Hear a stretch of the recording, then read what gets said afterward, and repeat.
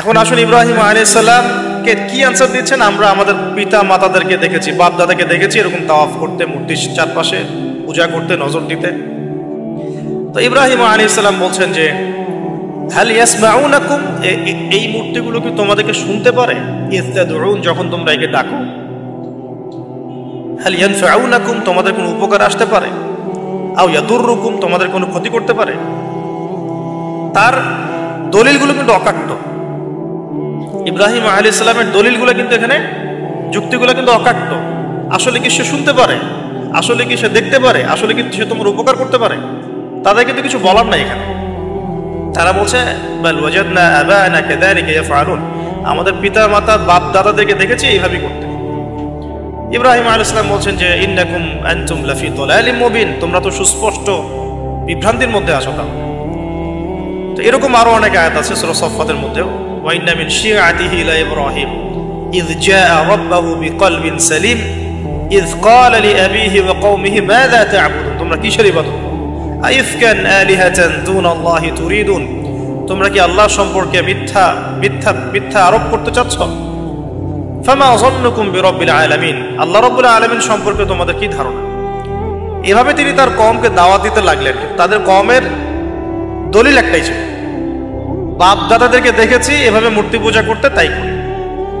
সনাতন, এটা ছিল কি সনাতন থটস। অথচ সর্বপ্রথম এটা শুরু হয় কোন নবীর আমল থেকে? নূহ আলাইহিস সালাম। নূহ আলাইহিস সালামের যুগের মানুষ সর্বপ্রথম এই মূর্তি পূজা শিরক করেছে। এর আগে মূর্তি পূজা ওয়ার্ল্ডে ছিল না, নূহ আলাইহিস সালামের যুগ থেকে শুরু হয়েছে। তাহলে এটাকে আমরা সর্বোচ্চ পর্যায়ে সনাতন বলতে পারি না। তারও আগে যে সময় চলে গেছে, ওই সময় মানুষ তাওহীদপন্থী ছিল। আদম আলাইহিস সালামের যুগে তখন মানুষ এই কাজ করতো না। শুরুটা কেমন করে হলো? ভালো উদ্দেশ্যেই শুরু হয়েছিল, ভালো মনে করে। কেমন? যে মানুষ এরকম চিন্তা করে নিয়েছিল যে এই মানুষগুলো লাত, উজ্জা, হুবল, ইয়াগুথ, ইয়াউক, নাসর, ইয়াগুথ, ইয়াউক, নাসর, এই ভালো মানুষগুলো আল্লাহর খুব নেককার বান্দা ছিলেন। তাদের স্ট্যাচু তৈরি করা যায়, তৈরি করলে কি হবে? এগুলোকে দেখলে আমাদের আগ্রহ জন্মাবে ইবাদত করার ব্যাপারে। এটা ছিল ওদের থটস। শয়তান এভাবেই তাদেরকে ইনফ্লুয়েন্স করেছিল, তারা তাই করলো। এই জেনারেশনটা যখন মারা গেল, পরের জেনারেশন যখন আসলো, তখন শয়তান ওদেরকে বোঝালো, ধরেন 100-200 বছর পরে বোঝালো যে ওরা খুব ভালো মানুষ ছিল, ওদের মূর্তিকে মসজিদের বাইরে না রেখে ভিতরে ঢুকিয়ে ফেলো। তাদেরকে সেজদা করতে হবে না, ভিতরে ঢুকিয়ে ফেলো, ইবাদতে মনোযোগ আসবে। পরের জেনারেশন এই কাজটাই করলো। থার্ড জেনারেশনকে শয়তান বোঝালো যে সরাসরি ওদের কাছে চাইলেই হবে, তারা আল্লাহ পাকের অনেক মানে কি আনুগত্য প্রাপ্ত, নৈকট্য প্রাপ্ত বান্দা, সরাসরি তাদের কাছে চাইলেই হবে। আল্লাহর কাছে যাওয়া, এখানে যাওয়া একই কথা, ওখানে সেজদা করা, এখানে সেজদা করা একই কথা। এখান থেকে শুরু হলো সরাসরি স্ট্যাচু ওয়ার্শিপ। সরাসরি স্ট্যাচু ওয়ার্শিপিং এখান থেকে শুরু হয়েছে। তা আমরা আমাদের হিন্দু ভাই বোন যারা আছেন, আমাদের আশপাশে অমুসলিম ভাই বোন, তাদের প্রতি সম্মান রেখেই এই হিস্ট্রিগুলো পড়তে বলবো আর কি, এবং যুক্তি দর্শনগুলো খুঁজতে বলবো। আসলে কি তারা শুনতে পায়? আসলে কি সে আমার কোনো উপকার করতে পারে? আসলে কি সে আমার কোনো ক্ষতি করতে পারে? আসলে কি সে সৃষ্টিকর্তার প্রতিমূর্তি হতে পারে কিনা? তো আমরা এটা আহ্বান জানাবো, আমরা কারো ধর্মীয় অনুভূতিতে আঘাত করব না। ইসলাম আমাদেরকে এটা শেখায় না। ইসলাম এটা শেখায় যে মানুষকে হিকমার সাথে, প্রজ্ঞার সাথে দাওয়াত দেয়া, যাতে করে তারা জাহান্নামের রাস্তা থেকে ফিরে আসতে পারে। এখন আসুন, আরো একটা দাওয়াত ইব্রাহিম আলাইহিস সালাম তার কওমকে দিলেন। সেটা কি? এবার এখানে সমাজের মানুষের সাথে ওই সমাজের ধর্ম নেতারাও ছিল। সমাজে কিন্তু কয়েক শ্রেণী মানুষ থাকে, মানে সামাজিক নেতা, ধর্মনেতা, রাষ্ট্রনেতা। তো রাষ্ট্রনেতার পর্যায়ে এখনো ইব্রাহিম আলাইহিস সালাম যান নাই।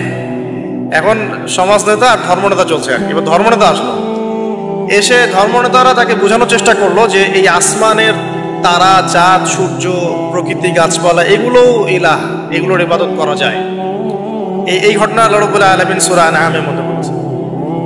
তো ইব্রাহিম আলাইহিস সালামকে তারা দেখাচ্ছে, এটা আরবীয় একটা কাব্যিক ভাষায় কোরআনে এসেছে, চমৎকার ভাষায়, যে ফালাম্মা জান্না আলাইহিল লাইল, যখন তার উপর রাত আচ্ছাদিত হলো, রাআ কাওকাবা, তখন ইব্রাহিম আলাইহিস সালাম কি দেখলেন? আকাশে তারা দেখলেন। ঠিক আছে, তারা দেখ মূর্তি পূজার এখানেই আছে, ধর্মনেতারাও এখানেই আছে। তো তিনি বলছেন হাযা রব্বি, এটা আমার রব। ফালাম্মা ফালা, যখন তারকাগুলো অস্তমিত হলো, ক্বালা লা উহিব্বুল আফিলিন, আমি তো অস্তমিত যাওয়া জিনিসকে পছন্দ করি না। রব তো অস্তমিত যাবে না, এখানেও যুক্তি লাগবে, তো আমার ফিলোসফি লাগবে, আমার এখানে দর্শন লাগবে, এখানে তো আমাকে মানে প্রজ্ঞা দিয়ে বোঝাতে হবে, এটা তো অস্তমিত হয়ে গেল, এটা তো রব হতে পারে না। ফালাম্মা রাআল কামারা বাযিগান, যখন সে চাঁদকে দেখলো জলজল করছে একদম। আর এখনকার চাঁদ দেখা আগের চাঁদ দেখা দেখ না, এখন তো আমরা চাঁদের আলোই খুঁজে পাই না, তখনকার চাঁদ তো অন্যরকম, বাযিগান মানে জলজল করছে। তখন তিনি বললেন হাযা রব্বি, এটা আমার রব। তখন ফালাম্মা ফালা, যখন এটাও অস্তমিত হয়ে গেল, তিনি বলছেন লাইল্লাম ইয়াহদিয়ানি রব্বি লাকুনান্না মিনাল কওমিদ দাল্লিন, আল্লাহ যদি আমাকে হেদায়েত না দেন তাহলে আমি এই দল্লিনদের অন্তর্ভুক্ত হয়ে যাব। ইব্রাহিম আলাইহিস সালাম বলছেন ফালাম্মা রাআ শামসা বাযিগাতান, যখন এবার সূর্যকে দেখলেন দিনের বেলা, এটা তো আরো বড়, হাযা রব্বি হাযা আকবার, এটা আমার রব, এটা সবচেয়ে বড়, হাযা আকবার, এটা সবচেয়ে বড়। ফালাম্মা আফালাত, এটা যখন অস্তমিত হয়ে গেল, তখন তিনি বলছেন এই কথাটা যে ইয়া কওমি ইন্নী বারিউম মিম্মা তুশরিকুন, হে আমার কওম, তোমরা যেগুলোকে দিয়ে আল্লাহর সাথে শরিক করছো, এখান থেকে আমি আমার চেহারাকে ফিরিয়ে নিলাম। সুবহানাল্লাহ।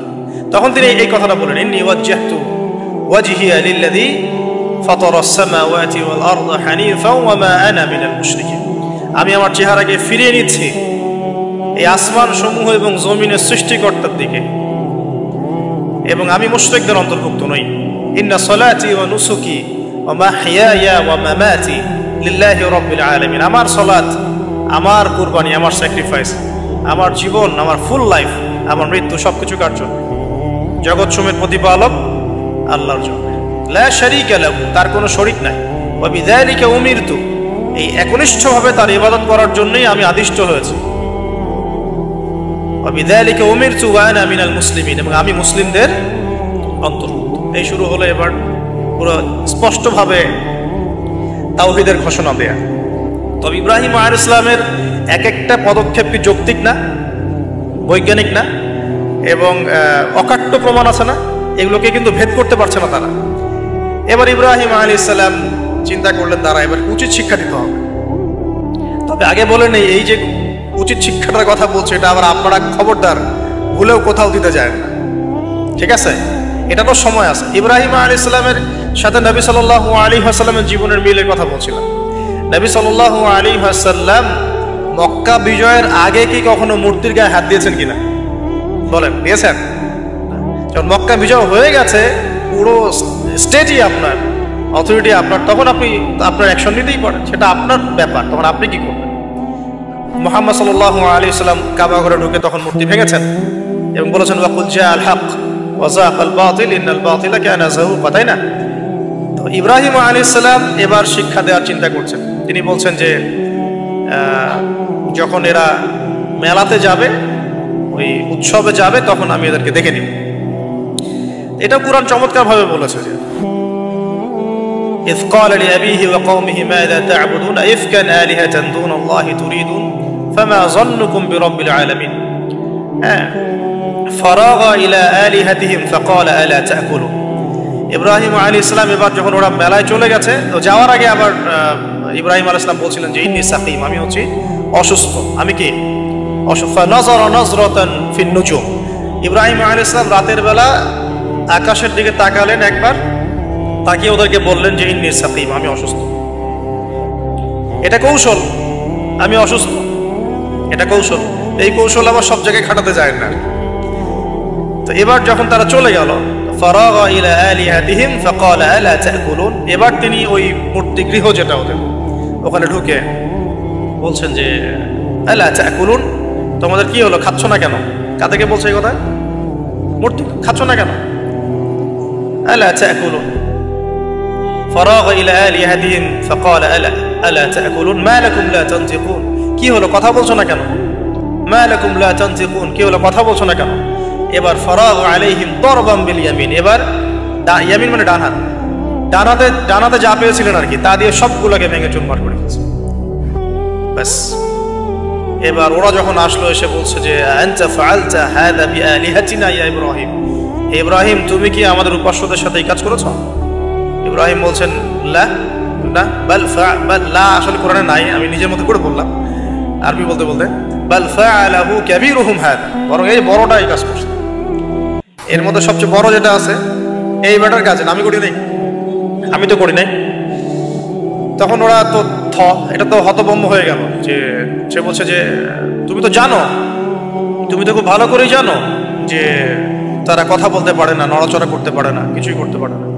তখন তিনি বললেন তাহলে তোমরা কেন এমন ইলাহের উপাসনা করো যে কথাও বলতে পারে না, শুনতেও পারে না, দেখতেও পারে না, তোমার উপকারও করতে পারে না, ক্ষতিও করতে পারে না।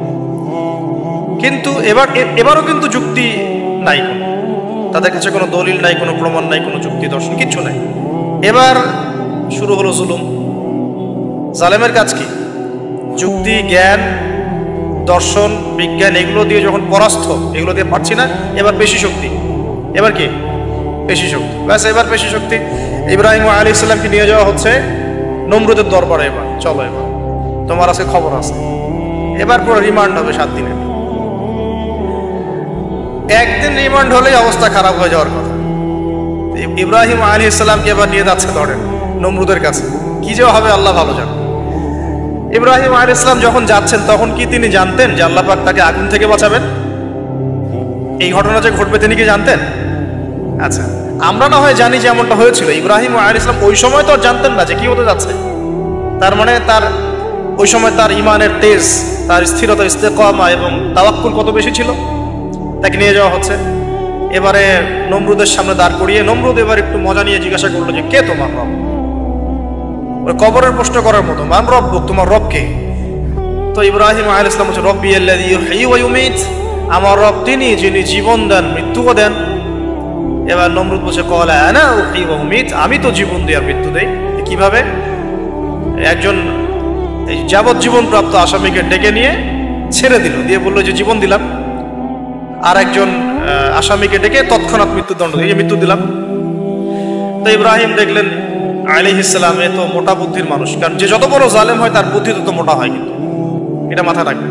ফেরাউনের মতো জুলুম মানুষের বুদ্ধি লোপ করে দেয়, আর শিরক মানুষের মধ্যে ভয় সঞ্চার করে।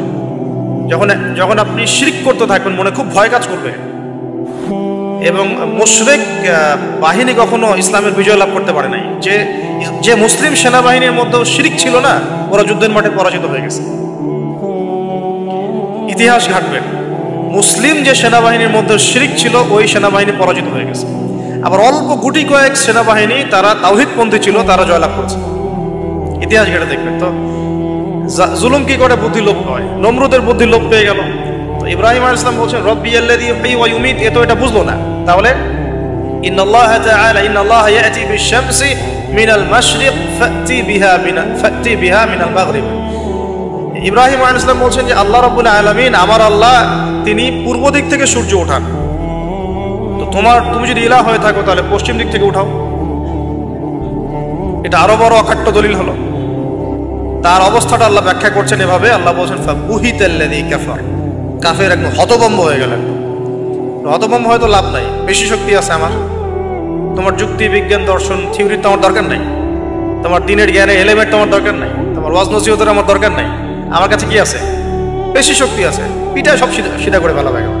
ব্যাস, ইব্রাহিম আলাইহিস সালামের জন্য বলছে ফাআল হাররিকুহু ওয়ানসুরু আলিহাতাকুম, একে জ্বালায় দাও, পুরায় দাও, একে জ্বালায় পুরায় দাও, তোমাদের ইলাহদেরকে সাহায্য করো। আল্লাহ পাক অন্য জায়গায় বলছেন যে ফাআরাদু বিহি কাইদান ফাজআলনাহুমুল আসফালিন, তারা ইব্রাহিম আলাইহিস সালামকে নিয়ে একটা বিশেষ বড় একটা কৌশল করল। এই কৌশলটা কি ছিল? তাকে অগ্নিকুণ্ডের মধ্যে ফেলে দেওয়ার একটা চেষ্টা করলো। আগুন জ্বালিয়ে রাখলো। বলা হয় 40 দিন। এগুলো হিস্ট্রি বা তাফসীরগুলোতে আসছে। আমি জাস্ট পুরো টেক্সট টু দ্য পয়েন্ট বলছি। তো আগুন দাউ দাউ করে জ্বলতে লাগলো। ওই ব্যাবিলন, ওখানকার সব মানুষ দেখছে বিষয়টা।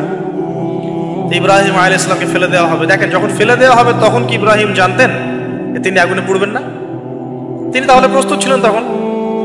তিনি তখন জীবন দেওয়ার জন্য প্রস্তুত ছিলেন। ঠিক আছে। এখন তাকে ফেলে দেওয়া হচ্ছে, ঠিক ওই সময়ে জিবরাইল আলাইহিস সালামের আগমন। সুবহানাল্লাহ। তিনি এসে বলছিলেন যে আমার কাছে কোনো হাজত আছে নাকি আপনার? তখনও ইব্রাহিম আলাইহিস সালাম বলেছেন, আপনার কাছে আমার কোনো হাজত নাই। হাসবি আল্লাহ ওয়া নি'মাল ওয়াকিল, এই যে কথাটা আমরা বলি, হাসবুনাল্লাহ ওয়া নি'মাল ওয়াকিল, হাসবি আল্লাহ ওয়া নি'মাল ওয়াকিল। ইব্রাহিম আলাইহিস সালাম বললেন, আল্লাহই আমার জন্য যথেষ্ট এবং তিনিই আমার উত্তম কর্মবিধায়ক। এরকম মোমেন্টে বান্দা যখন আল্লাহকে এভাবে চাবে, আল্লাহ রাব্বুল আলামিন না এসে পারবেন? তখনই পারবেন ইনশাআল্লাহ। তখন আল্লাহ রাব্বুল আলামিনের আদেশ চলে আসলো, ইয়া নার, হে আগুন, কুনি বারদান ওয়া সালামান আলা ইব্রাহিম, ইব্রাহিমের জন্য ঠান্ডা হয়ে যাও, শীতল ঠান্ডা হও, মানে খুব শীতল না, বা আরামদায়ক শীতল ঠান্ডা হয়ে যাও। সুবহানাল্লাহ। এভাবে আল্লাহ রাব্বুল আলামিন ইব্রাহিম আলাইহিস সালামকে অগ্নি পরীক্ষা থেকে বাঁচালেন। ওখানে ইব্রাহিম আলাইহিস সালাম থাকলেন, কোনো ক্ষতি হলো না। তিনি পরবর্তী সময় বলেছিলেন, ওই সময়টুকুর মধ্যেই তিনি শান্তিতে ছিলেন। ওই যে বললাম না, অনেকে যে নির্যাতন নিপীড়নের শিকার হয়, তারপরে বলে যে ওই সময়টুকুই ভালো ছিলাম, আল্লাহকে পেয়েছিলাম, তেলাওয়াত বেশি ছিল, তাহাজ্জুদ বেশি ছিল, পরে ফিতনার যুগে চলে আসছি। তো এই হলো অগ্নি পরীক্ষা। এরপরে কমকে দাওয়াত দেওয়ার হলো না, সেখান থেকে চলে যেতে হবে। ওই যে এই যে অগ্নি পরীক্ষা ইব্রাহিম আলাইহিস সালামকে এখানে দিতে হয়েছে, ওইরকম পরীক্ষা আমাদের নবী সাল্লাল্লাহু আলাইহি ওয়াসাল্লামকে দিতে হয়েছে তায়েফের মাঠে, দিতে হয়েছে বদরের মাঠে, উহুদের মাঠে। এখানে আল্লাহ পাক ফেরেশতা নামিয়ে দিয়েছেন সাহায্যের জন্য, বদরের মাঠে দেখেন, উহুদের মাঠে আল্লাহ পাক ফেরেশতা নামিয়েছেন সাহায্যের জন্য। একদম হুবাহুমিল পাবেন আপনি জিনিস, খালি বাসিরা থাকলেই হবে, ধরতে পারলেই হবে জিনিস। সামনে যাই, এবার শুরু হলো জীবনের দ্বিতীয় পর্যায়ে। এবার তিনি হিজরত করে চলে যাচ্ছেন। দেখেন এখানেও হিজরত, আবার নবী সাল্লাল্লাহু আলাইহি ওয়াসাল্লামের যুগেও মক্কা থেকে মদিনায় নবীগণের জীবনের সাথে এগুলো জড়িত। ঠিক আছে, এখন যাওয়ারটা কেউ সাথী লাগে, একাকিত্বের জীবনের অবসান ঘটলো, আল্লাহ রাব্বুল আলামিন তাকে সাথী দিলেন। সাথীর নাম হচ্ছে সারা আলাইহিস সালাম। কি নাম? অনন্য সুন্দরী নারী ছিলেন। ইতিহাসে বলা হয় যে দুজন নারী সবচেয়ে বেশি সুন্দর, দুজন। আমাদের মতো আর্টিফিশিয়াল সুন্দরী না, আর্টিফিশিয়াল সুন্দরী কথা বলো, অরিজিনালি সুন্দরী। দুজন নারীর কথা বলা হয়েছে। একজন হচ্ছেন হাওয়া আলাইহিস সালাম, অনন্য সুন্দরী নারী ছিলেন, এবং আরেকজন সারা আলাইহিস সালাম, তিনি পরম সুন্দরী নারী ছিলেন। দেখেন সারা আলাইহিস সালাম, তার গর্ভ থেকে কিন্তু পরবর্তীতে মানে সন্তান তো প্রথমে হচ্ছিল না, তাই না? শেষ বয়সে গিয়ে সন্তান হল। হাজরা আলাইহিস সালামের গর্ভ থেকে কি ইসমাইল, আর সারা আলাইহিস সালামের গর্ভ থেকে ইসহাক। ইসহাক আলাইহিস সালামের পরে ইয়াকুব, আর ইয়াকুবের পরবর্তী বংশধর যারা, তারা কি? বনু ইসরাইল। বনু ইসরাইলের মধ্যে ইউসুফ হাসান, ইউসুফ সবচেয়ে সুন্দর ছেলে না? সারা আলাইহিস সালামের সৌন্দর্য, সুবহানাল্লাহ, কথা বুঝতে পারছেন? মায়ের সৌন্দর্য, মার বাবা, তারা ছিলেন পরম সুন্দর। এখন সারা আলাইহিস সালামের সাথে বিয়ে হলো। দেখেন এই যে লম্বা সময় আলোচনা করলাম, এই সময়টুকুর মধ্যে ইব্রাহিম আলাইহিস সালামের দাওয়াতে মাত্র দুজন মানুষ মুসলমান হয়েছে। কজন? একজন হলো তার স্ত্রী সারা, আরেকজন হচ্ছে তার ভাতিজা, তার নাম লুত। ভাতিজার নাম কি? লুত। পরবর্তীতে তিনিও নবী হয়েছিলেন এবং তাকে সাদুম গোত্রের কাছে পাঠানো হয়েছিল। কোন পাপের কারণে? হোমোসেক্সুয়ালিটি, সমকামিতা, যেটা এখন বিজ্ঞাপন দিয়ে প্রচার করা হয়। এবং ঢাকা শহরে যদি একটা শুমারি করা হয়, দেখবেন এদের সংখ্যা কম হবে না। ঢাকা শহরে যদি শুমারি করা হয়, দেখবেন এদের সংখ্যা কম হবে না। এখন যদি ভূমিকম্প আসে, আমরা কি লা ইলাহা ইল্লাল্লাহ বলবো? বলেন তো। আমরা তো ডেকে নিয়ে আসতেছি ভূমিকম্প, আমরা ডেকে নিয়ে আসতেছি যে আল্লাহ পাক বলছেন এগুলো করো না, গজব আসবে। আমরা করছি আর এটাকে ডেকে নিয়ে আসতেছি, আসো। আর এদিকে আমরা মানে রড সিমেন্টের অ্যাডভার্টাইজ করতেছি আর কি, যেগুলো দিয়ে বাড়ি বানালে কোনোদিন ভাঙবেও না, কাঁপবেও না। আমাদের চিন্তাগুলো কেমন হয়ে গেছে জানি। আল্লাহ পাক জেনা, ব্যভিচার, মাদক, পর্নোগ্রাফি, এই সমকামিতার এইসব পাপের কারণে এরকম গজবগুলো নাজিল করেন। শুধু ঢাকা কেন, এরকম বড় বড় মেগা সিটিজ যেগুলো আছে, এগুলোতে এখন এটার অধিকার তারা চাচ্ছে, আন্দোলন করে অধিকার চাচ্ছে। আপনার রেইনবো ফ্ল্যাগ দেখবেন, রংধনু ফ্ল্যাগ। রংধনু ফ্ল্যাগ মানেই সমকামিতা। অ্যাডভার্টাইজ দিয়ে দিয়ে, পোস্ট দিয়ে দিয়ে এখন মানুষ, আগে যেমন মেয়েরা বাসায় গিয়ে গিয়ে কিছু সার্ভিস দিত না, খারাপ সার্ভিসের কথা বলছি আর কি। এখন এভাবে ছেলে ছেলেকে সার্ভিস দেওয়ার জন্য ডাকতেছে। এটা কোনো গাল গল্প করছি না, এটা বাস্তবতা। যদি আমাকে বলেন যে আপনি চোখের সামনে প্রমাণ দেন, আমি দিতে পারবো না। যদি আপনি আমাকে 1 মাসের জন্য অথরিটি দেন ঢাকা শহরে, তাহলে দিতে পারবো ওই দিন 1 মাসে। এখন যদি আমাকে বলেন আমার চোখের সামনে এনে দেন, আমি দিতে পারবো না। তো কারণ তাত্ত্বিকভাবে পড়ে অনলাইনে দেখছি। যদি বলেন যে 1 মাসের অথরিটি আপনাকে দিলাম, খুঁজে বের করে দেন, 7 দিন লাগবে না ইনশাআল্লাহ। তো কথা হচ্ছে এটাই যে এই যে সাদুম গোত্রের কাছে পাঠানো হচ্ছে লূত আলাইহিস সালামকে সমকামিতার পাপের কারণে, পরবর্তীতে এই কওমটাকে ধ্বংস করা হয়েছে। আল্লাহ পাক এমন ভাবে ধ্বংস করেছেন যেটা ইতিহাসে কখনো করেন নাই। ফেরেশতাদের পাখা দিয়ে আল্লাহ পাক মাটিকে উপরে তুলে আবার উল্টা দিকে দাফন করে দিয়েছেন, আকাশ থেকে পাথর বর্ষণ করেছেন। এখন এইটা যদি সারা বিশ্বে ছড়িয়ে পড়ে তাহলে ওই রকম শাস্তি আবার আসবে না?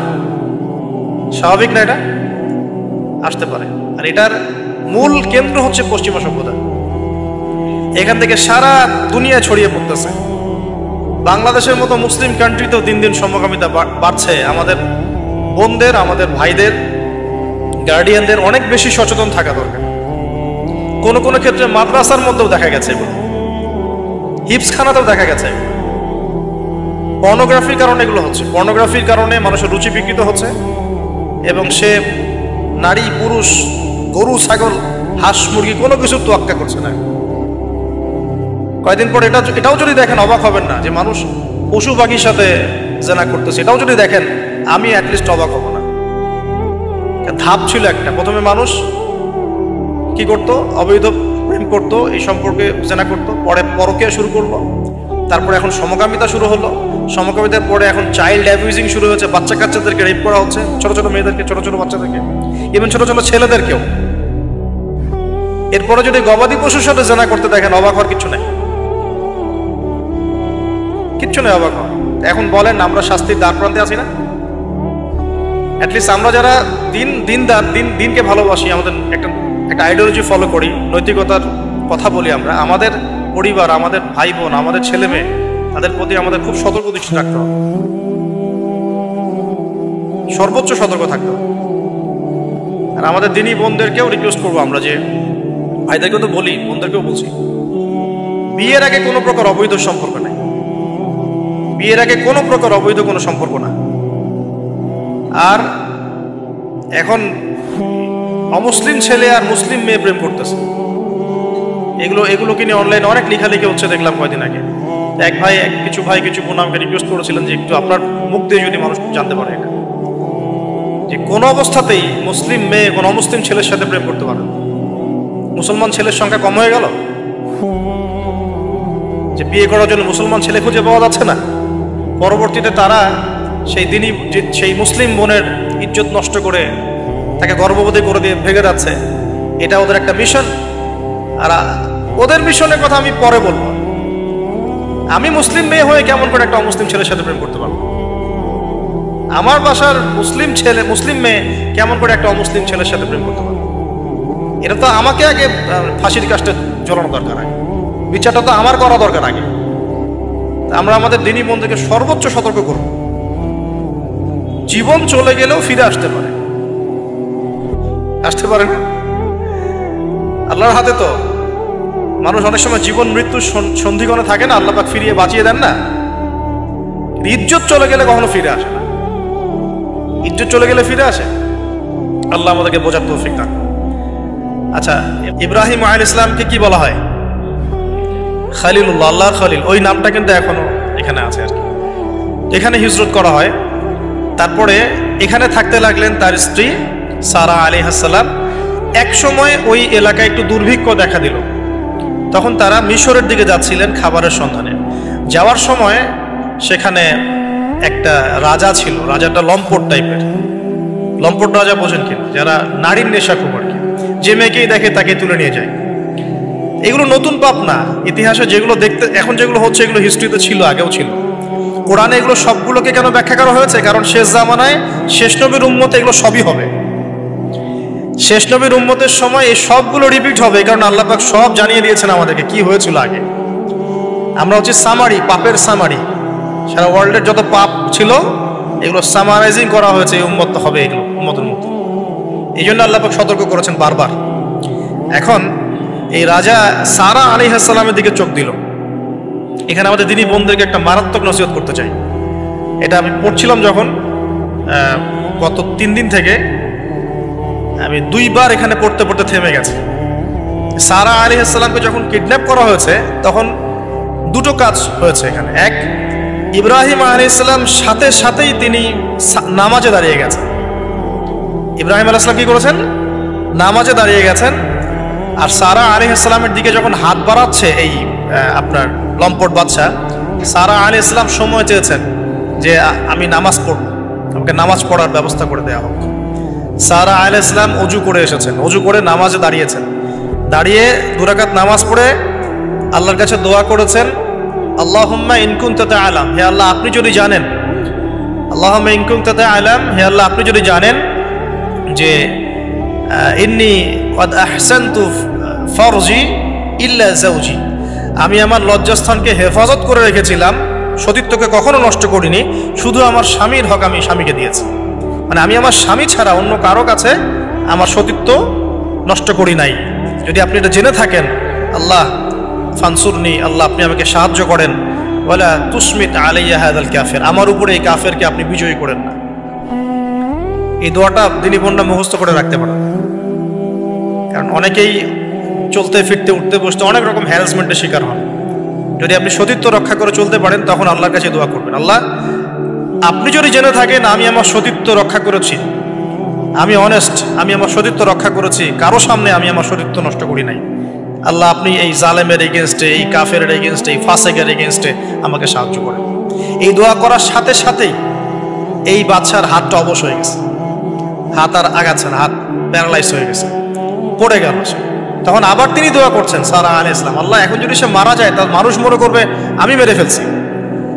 তখন আল্লাহ পাক তাকে ছেড়ে দিলেন, ভালো হয়ে উঠলো। আবার ওই যে বললাম পশুর স্বভাব তো কখনো ঠিক হয় না, আবার হাত দেওয়া শুরু করলো, চেষ্টা করলো, আবার অবশ হয়ে গেল। এভাবে 3-4 বার চেষ্টা করেছে। এরপরে যখন পারছে না তখন সে বলছে যে আমার সামনে কোন শয়তানকে তোমরা নিয়ে আসছো, সে তার ভাষায় বলছে আর কি, আমার সামনে কোন শয়তানকে হাজির করছো, একে নিয়ে যাও আমার সামনে থেকে। তো ছেড়ে দিল। তারপরে সাথে হাজারা আলাইহিস সালামকেও মানে হাদিয়া হিসেবে দিয়ে দিয়েছে, একে নিয়ে যাও। এবার হাজারা আলাইহিস সালাম, সারা আলাইহিস সালাম, ইব্রাহিম আলাইহিস সালাম কেনানে চলে আসলেন। এখন সারা আলাইহিস সালাম তো ভাবছেন তিনি বন্ধা, তিনি ভাবছেন যে আমার সন্তান হচ্ছে না। তখন ইব্রাহিম আলাইহিস সালামের বয়স প্রায় 86 বছর। কত বছর? আর সারা আলাইহিস সালামের বয়স প্রায় 70। তো 70 বছর হয়ে গেছে একটা মহিলার, মনে করেন বাচ্চা কাচ্চা হয়নি, তাহলে তো তার মনে হবে যে আমার মনে হয় বাচ্চা কাচ্চা হবে না, স্বামীর তো বংশ বাড়ছে না, তো বংশ রক্ষার স্বার্থে আমি তাকে একটা বিয়ে দেওয়ার চেষ্টা করছি।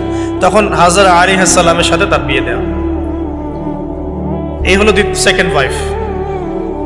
এখনকার পশ্চিমা সভ্যতা অবশ্য আমাদেরকে শেখায় যে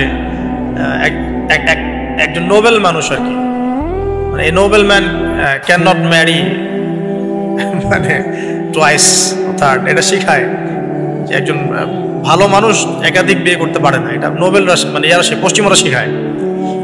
কিন্তু ওরা আবার এটা শেখানোর সাথে সাথে তাদের সোসাইটির মধ্যে একজন মানুষ 10টা-20টা মেয়ের সাথে জেনার চর্চা ঠিকই করে, এটা আবার ওখানে অ্যাভেলেবল।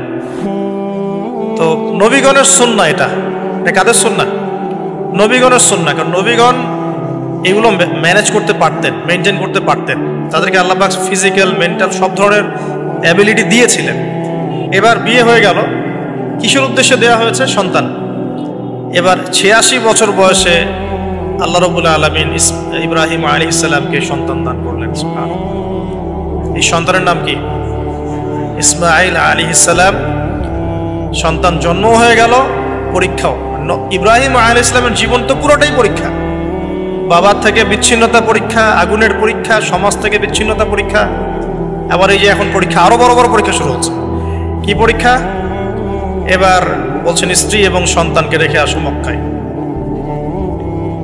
খুব খেয়াল করে দেখেন এই জায়গা থেকে ইব্রাহিম আলাইহিস সালাম, তার বিশ্বাস ছিল যে মক্কাতে আল্লাহ রাব্বুল আলামিন আমার স্ত্রী এবং সন্তানকে কিন্তু মেরে ফেলবেন না ইনশাআল্লাহ। কিন্তু তিনি তো মানুষ, তিনি বুঝতে পারছেন জনমানব শূন্য একটা জায়গায় আমার স্ত্রী সন্তান কিভাবে থাকবে। একটু পানি নিলেন, খেজুর নিলেন, রেখে আসছেন। যখন রেখে আসছেন ওই সময়টার কথা হাদিসের মধ্যে আসছে যে তিনি মানে রেখে চলে আসছেন, পিছন দিকে হাঁটা শুরু করেছেন, তার স্ত্রী দৌড়ে আসছেন বারবার। চিন্তা করেন একটু, মানে আবেগ দিয়ে ভাবেন জিনিসটাকে। আইনা তাযহাবু ইয়া ইব্রাহিম, কোথায় আছেন আপনি? স্ত্রীকে তখনও বলা হয়নি যে তোমাদেরকে রেখে চলে যাবো এখান থেকে। স্ত্রীকে তখনও কিন্তু বলা হয় নাই যে তোমাকে রেখে চলে যাবো এখানে, তোমার সন্তানের এই যে দুধের বাচ্চা রেখে চলে যাবো, তখনও কিন্তু তারা জানেন না। জিজ্ঞাসা করছেন আইনা তাযহাবু ইয়া ইব্রাহিম, কোথায় যাচ্ছেন ইব্রাহিম, কোথায় যাচ্ছেন ইব্রাহিম?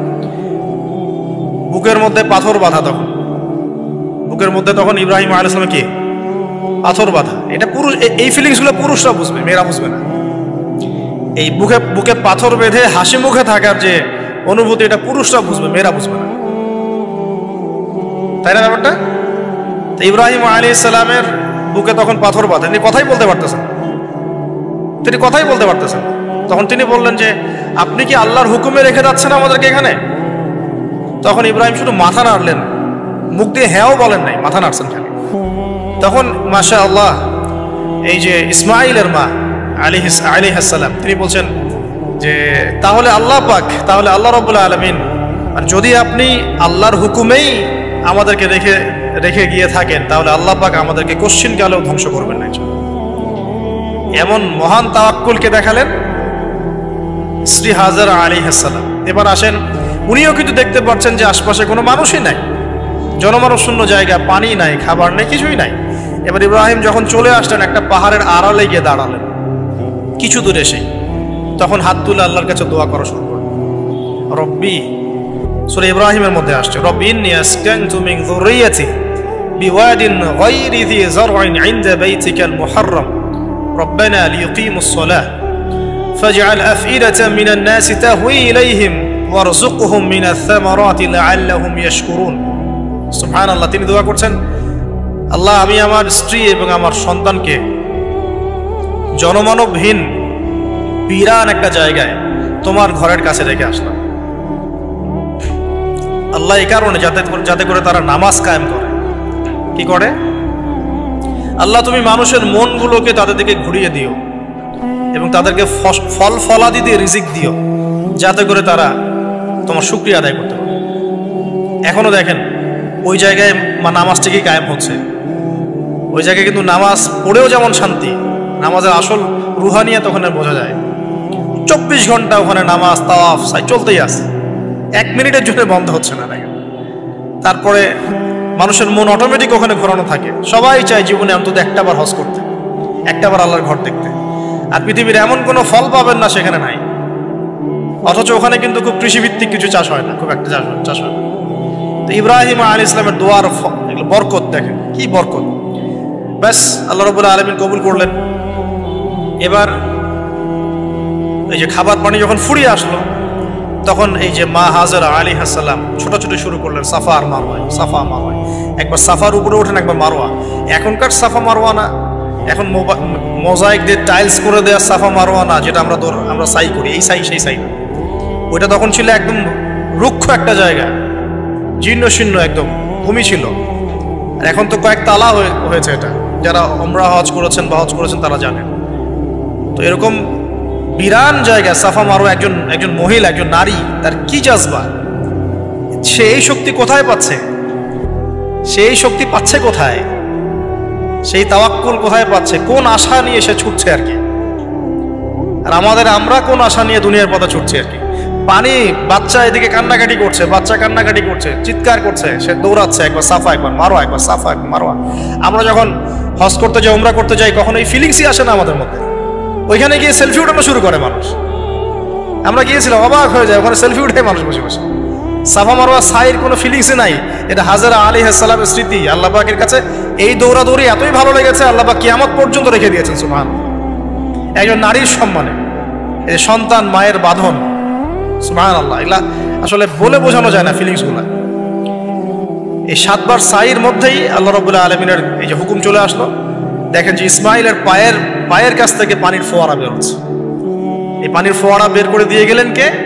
জিবরাইল আলাইহিস সালাম। আর তিনি বলে গেলেন যে তোমরা কষ্ট নিও না, এখানে আল্লাহর ঘর হবে, এই ছেলে আর তার বাবা মিলে ঘর নির্মাণ করবে। এবার তিনি এই যে পানি জমজম কূপ তৈরি হয়ে গেল, পানি হলো, পানি দেখে পাখি আসলো। কি আসলো প্রথমে? পাখি। পাখি কিন্তু পানি খোঁজে। এরপরে ওখানে ওই পাখিকে দেখে একদল মানুষ আসলো আর কি। এই মানুষগুলো ইয়েমেন থেকে আসছে, কোত্থেকে? এবং এই গোত্রই পরবর্তীতে আরবে বিস্তার লাভ করেছে। এই গোত্রের মেয়ের সাথে ইসমাইল আলাইহিস সালামের বিয়ে হয়েছে। পরবর্তীতে এই গোত্রের হাত ধরে কুরাইশ বংশ হয়েছে এবং এই কুরাইশ বংশে আমাদের শেষ নবী মুহাম্মদ সাল্লাল্লাহু আলাইহি ওয়াসাল্লামের জন্ম হয়েছে। বুঝতে পারলেন? এই হলো ইতিহাস। তো তারা পানি চেয়েছিল, তো হাজরা আলাইহিস সালাম বলেছিলেন যে পানি দিতে পারে এক শর্তে, এখানে বসতি স্থাপন করতে হবে।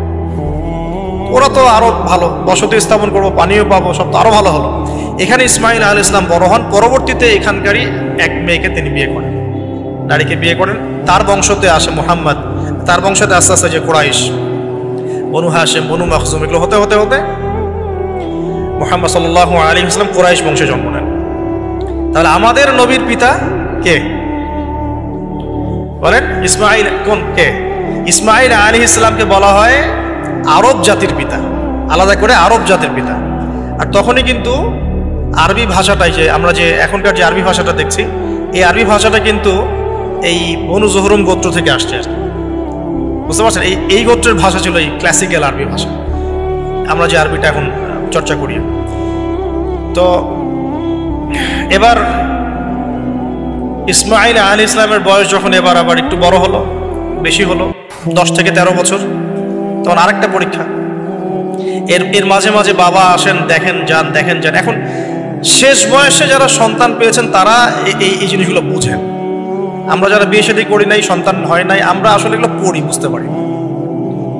কারো যদি সন্তান মারা গিয়ে থাকে, তাকে দাফন করে থাকেন, তারা এই ফিলিংসগুলো বোঝেন, বুঝবেন। কিন্তু যারা সন্তানের বাবা হই নাই, আমরা মানে আনম্যারিড অ্যাডাল্ট হইনি, আমরা এগুলো বুঝি না, আমরা এগুলো পড়ি, আমরা এগুলো যে রিডিং করতে পারি। পরীক্ষা শেষ, পুরস্কার লাগবে। পুরস্কার কি? পুরস্কার হচ্ছে এখন ছেলে আর বাবা মিলে এখন কাবা ঘর বানাবো। সুবহানাল্লাহ, কত বড় সম্মান! আল্লাহ পাকের ঘর নির্মাণ করো বাবা ছেলে মিলে, বাস ছেলে বাবা মিলে কাবা ঘর নির্মাণ করছে। দেখেন এই স্মৃতিটাও কত মধুর, ছেলে বাবা মিলে কাবা ঘর নির্মাণ করছে। দেখেন, হ্যাঁ, ওয়াতাহির বাইতি লিত-তাইফিনা ওয়াল আকিফিনা ওয়া রুকআইস সুজুদ, আমার এই ঘরটাকে কি করো? পবিত্র রাখো, তাওয়াফকারীর জন্য, ইতিকাফকারীর জন্য, নামাজ পড়বে যারা। এখনো সেটা চলছে, কিন্তু এখনো চলছে। এরপরে বানানো শেষ, তখন দুজনে দোয়া করছেন, দুটো দোয়া, রব্বানা তাকাব্বাল মিন্না ইন্নাকা আনতাস সামিউল আলিম। এটা আমরাও দোয়া করি, রব্বানা তাকাব্বাল মিন্না ইন্নাকা আনতাস সামিউল আলিম ওয়া তুব আলাইনা ইন্নাকা আনতাত তাওয়াবুর রহিম। এটা একটা দোয়া করেছেন। রব্বানা ওয়াবআথ ফীহিম রাসূলাম মিনহুম ইয়াতলু আলাইহিম আয়াতিকা ওয়া ইউআল্লিমুহুমুল কিতাবা ওয়াল হিকমা ওয়া ইউযাক্কিহিম ইন্নাকা আনতাল আজিজুল হাকীম। এই দুটো দোয়া তিনি করেছেন ওখানে। তো দোয়া শেষ, কাবা ঘর নির্মাণ করা শেষ। ইব্রাহিম আলাইহিস সালাম 200 বছর বেঁচে ছিলেন, বলা হয় তিনি 200 বছর বেঁচে ছিলেন। এরপরে তিনি যখন ফিরে গেছেন কেনানে, তখন গিয়ে শুনেছেন তার এই স্ত্রী সারা আলাইহিস সালামও গর্ভবতী হয়েছেন। এবং তিনি অবাক হয়েছিলেন যে এই বয়সে গর্ভবতী কিভাবে। সূরা হিজরের মধ্যে ঘটনাটা আছে যে 2-3 জন ফেরেশতা এসেছেন বাসায় মানুষের রূপ ধরে। তাফসিরে দেখেছি তাদের নাম, একজন জিবরাইল, একজন মিকাইল, একজন ইসরাফিল আলাইহিস সালাম। তিনজন এসেছেন মানুষের রূপ ধরে। এবং ইব্রাহিম আলাইহিস সালাম বাছুর ভুনা করে দিয়েছেন খেতে। ইব্রাহিম আলাইহিস সালামকে কিন্তু এই জন্য বলা হয় মেহমানদের পিতা, মেহমানদেরও পিতা বলা হয়।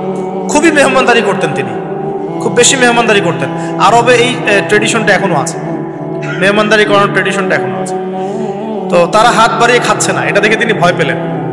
তখন তিনি বললেন যে ভয় পাওয়ার কোনো কারণ নাই। তারা বললেন ভয় পাওয়ার কোনো কারণ নাই, আমরা এসেছি লুতের কওমের কাছে, ওই কওমের উপরে আযাব অবধারিত হয়ে গেছে এবং আমরা এখানে সেখানে আল্লাহর গজব ফেলব। এরপরে কি হলো ওটা তো আপনারা জানেন। এখানে সুসংবাদ দিয়েছিলেন যে আপনার স্ত্রী সারা, তিনি সন্তান জন্ম দিবেন ইনশাআল্লাহ। সারা আলাইহিস সালাম